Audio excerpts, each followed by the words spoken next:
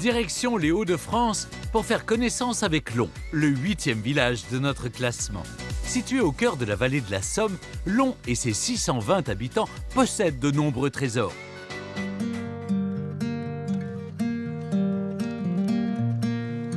45 ans que Lionel vit à Long. Secrétaire de mairie, aujourd'hui retraité, il ne quitterait son village pour rien au monde. Dès que je suis arrivé ici, je suis tombé non seulement amoureux du village, mais aussi de ses habitants. Ce sont des gens qui ont gardé leur tradition, et ça, c'est hyper important. Vivre à Long, ça vaut le coup.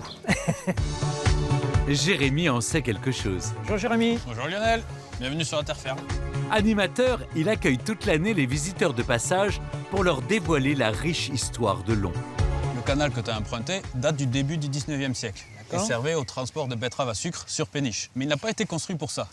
Le châtelain, voulant que la Somme passe devant chez lui, a fait détourner la Somme et construit ce canal. Pour en savoir plus sur le châtelain de Long, il vous suffit de traverser la Somme. C'est ici qu'au début du XVIIIe siècle, Honoré Charles de Buissy, le seigneur du village, a fait bâtir l'une de ses demeures. Un joyau de briques roses et de pierres blanches, l'un des plus beaux châteaux du règne de Louis XV. Magnifique, vraiment magnifique. Le nom de ce château, c'est aussi la Folie de Buissy. C'était un château qui était là pour faire la fête, pas pour être habité.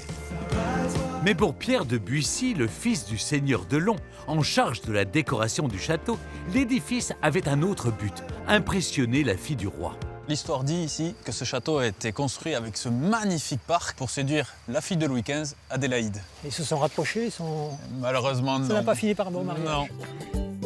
Mais la plus grande fierté des habitants se situe à l'entrée du village. Construite en 1902, cette centrale hydroélectrique est classée monument historique. Nous voici, Lionel, dans la salle des machines. C'est joli, hein? Un décor à la Jules Verne. On se croirait dans le Nautilus, là.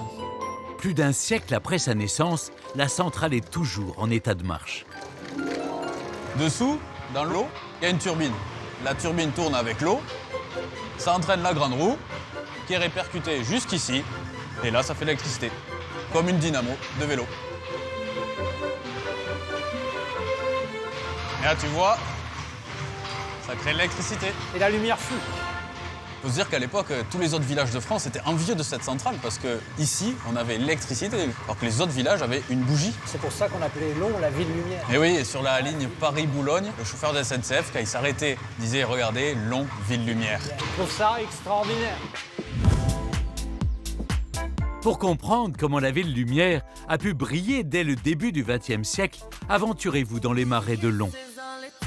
Un écosystème exceptionnel. Plus de 200 hectares d'étangs dont Tanguy, pêcheur et ingénieur agricole, connaît chaque recoin. Salut Lionel. Salut Tanguy, ça va? Dans les marais de Long, tout va bien? Les marais de Long ont été creusés par l'homme dès Moyen-Âge, t'imagines? Depuis le XIIIe siècle, les habitants de Long ont exploité les marais. Le secret de la richesse de Long se trouve ici sous la surface de l'eau. À quelques mètres de profondeur, j'ai une précieuse matière organique utilisée autrefois comme source d'énergie, la tourbe. La tourbe, c'est une accumulation de végétaux qui a du mal à se dégrader au fond de nos étangs parce qu'il y a peu de lumière, peu d'oxygène. D'accord. Et à Long, la particularité, c'est qu'on en a fait du chauffage. Au XVIIIe siècle, toute la vie du village est rythmée par l'exploitation de la tourbe. Bénévole, Thierry transmet le savoir-faire des tourbiers aux nouvelles générations. Bonjour Thierry. Bonjour. En reproduisant le processus d'extraction comme à l'époque. Comment on extrait la tourbe alors? On extrait avec le grand loucher. Cet outil servait à extraire la tourbe jusqu'à 6 mètres de profondeur.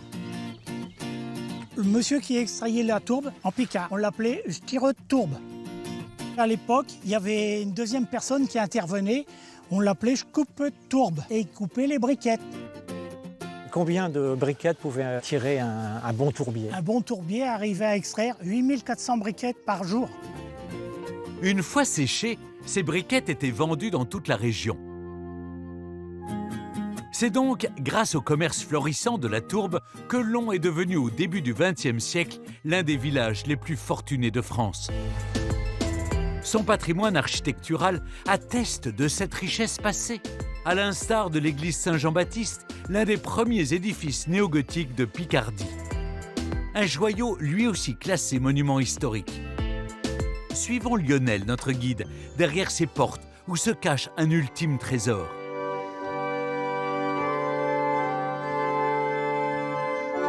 Un orgue d'exception, construit en 1877.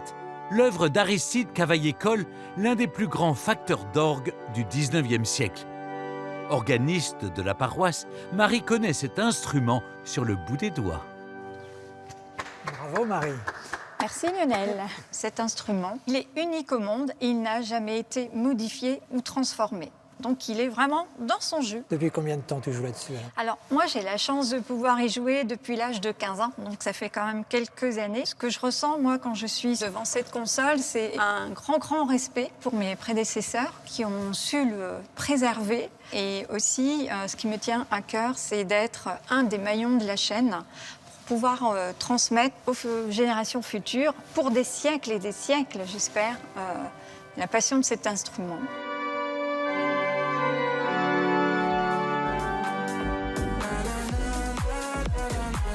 Si vous avez la chance cet été de vous arrêter à Laon, visitez son étonnante centrale hydroélectrique avant de longer la Somme et de profiter du cadre idyllique de son château.